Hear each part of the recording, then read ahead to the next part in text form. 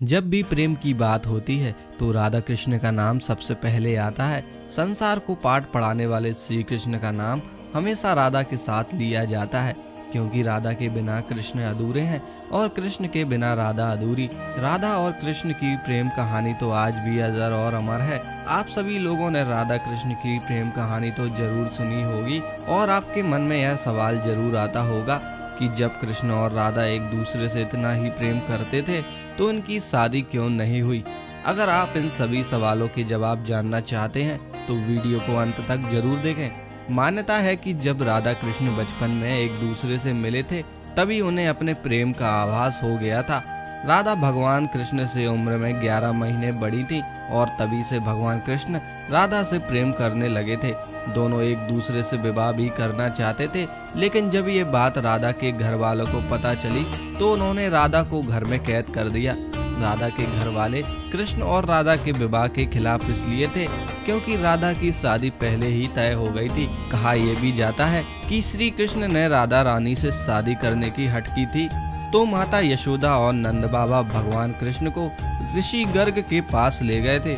ऋषि गर्ग ने कृष्ण को बहुत समझाया। उसके बाद भगवान कृष्ण को मथुरा से बुलावा आ गया और वह हमेशा के लिए वृंदावन छोड़कर मथुरा चले गए।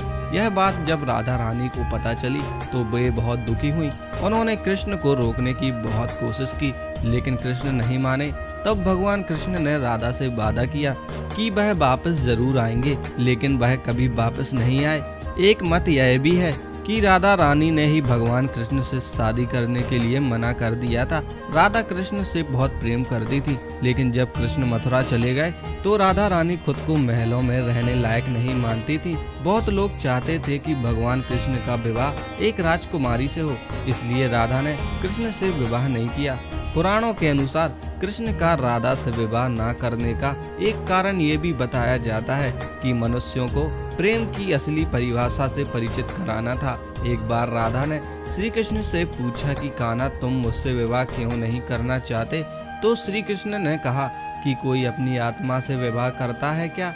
कृष्ण राधा को खुद से अलग नहीं बल्कि अपना ही अस्तित्व मानते थे।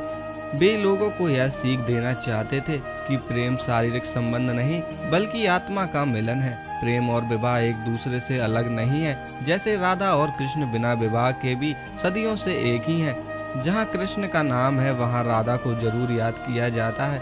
हिंदू धार्मिक ग्रंथों के अनुसार जब कृष्ण वृंदावन से मथुरा पहुँचे तो उनकी मुलाकात रुक्मणी से हो गई थी। रुक्मणी भगवान कृष्ण को मन ही मन पसंद करने लगी थी और वे उनको अपना पति मान चुकी थी, इसलिए श्री कृष्ण ने रुक्मणी से शादी कर ली थी। जब रुक्मणी का विवाह किसी और से हो रहा था तब भगवान कृष्ण ने स्वयं जाकर रुक्मणी से विवाह किया था। जब कृष्ण के विवाह का सच राधा को पता चला तो वे बहुत दुखी हो गईं, लेकिन जब राधा के परिवार वालों ने राधा को दुखी और चिंतित देखा तो उन्होंने राधा की शादी करवाने की सोच ली और आखिरकार परिवार वालों के कहने पर राधा ने विवाह कर लिया और उनके बच्चे पैदा हुए। अपनी पारिवारिक जिम्मेदारियों को निभाते हुए वे बूढ़ी हो गईं, लेकिन अपने कान्हा से उनका प्रेम कभी कम नहीं हुआ। राधा अपने बच्चों के शादी ब्याह जैसी सामाजिक जिम्मेदारियों से मुक्त होने के बाद वे अपने प्रिय से मिलने द्वारिका पहुंची। जब कान्हा को पता चला कि उनकी राधा उनसे मिलने द्वारिका आई हैं तो वे बहुत खुश हुए, लेकिन उन्होंने इस बात का जिक्र किसी से नहीं किया और संकेतों के जरिए राधा से बात की। राधा अपना बाकी का जीवन कान्हा के साथ गुजारना चाहती थी, इसलिए उन्होंने राधा को महल की प्रमुख देविका नियुक्त कर दिया। वे महल के सामान्य कामकाज की निगरानी और देखभाल करती थी। धीरे धीरे वक्त बीतता गया। राधा अकेलेपन, वृद्धावस्था और कान्हा से दूरी की वजह से गंभीर रूप से बीमार हो गईं। जब उन्हें अपना अंत नजदीक दिखा तो उन्होंने अपने प्रियतम कान्हा को पुकारा। राधा की पुकार सुनते ही भगवान कृष्ण उनके पास पहुँचे।